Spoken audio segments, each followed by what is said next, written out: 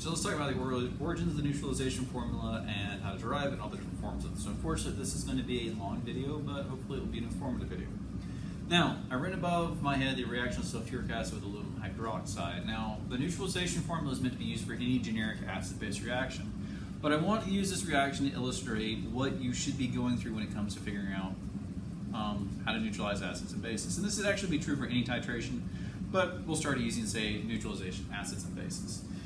The mistake a lot of students like to make is they like to treat acids as bases as one-to-one, and this unfortunately is something we kind of reinforce with the labs by giving you like sodium hydroxide and acetic acid, because they are one-to-one and you can kind of cheat and not work through it.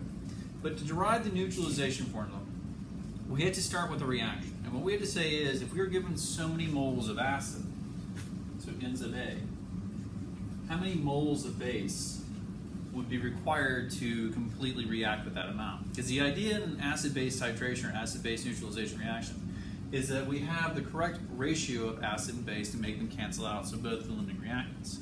And to do this, you would divide by the coefficient of the acid, so in this case 3, and multiply by the coefficient of the base, which is a 2. Now we can take this statement, which is always true at neutralization, that the acid and the base are in the correct stoichiometric ratios, and get this base formula, Na over nu A equals Nb over nu B. And this is the heart and soul of the neutralization equation. All it is saying is that by doing this, we are on extensive reaction. And the extent of reaction of the acid equals the extent of the reaction of the base. The different forms of the neutralization formula simply represent the phases. So in the case that we have both the acid and the base is solid, not likely, but let's say we did, we would use this formula. If one of them is aqueous, we're going to use that molarity times volume equals moles. So in the case of an aqueous acid, it's the molarity of the acid times the volume of the acid, but the extent of reaction, or the coefficient of the acid in the reaction equals moles of base over reaction coefficient of the base. So this would be a liquid acid, or just aqueous acid, reacting with a solid base. In the event that the base is the solid, or base is aqueous,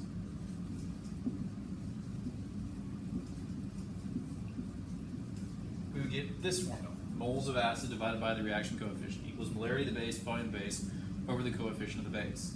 If they are both aqueous, we get molarity of the acid, volume of the acid, coefficient of the acid, equals the molarity of the base, volume of the base, over the coefficient of the base.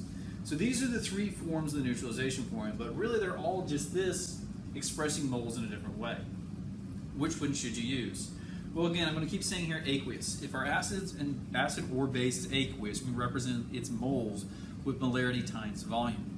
If it's a solid, in this case aluminum hydroxide, we would represent it with just moles. So we would take the mass and convert to moles. Now, one important comment here. If you just have molarity and volume on one side, the volume here is going to have to be in liters because molarity is in moles per liter. The case where they are both aqueous, both the acid and the base are dissolved. In this case, we can get away with working with volume in milliliters because the volume is on both sides and it cancels out. But one last major point about this video.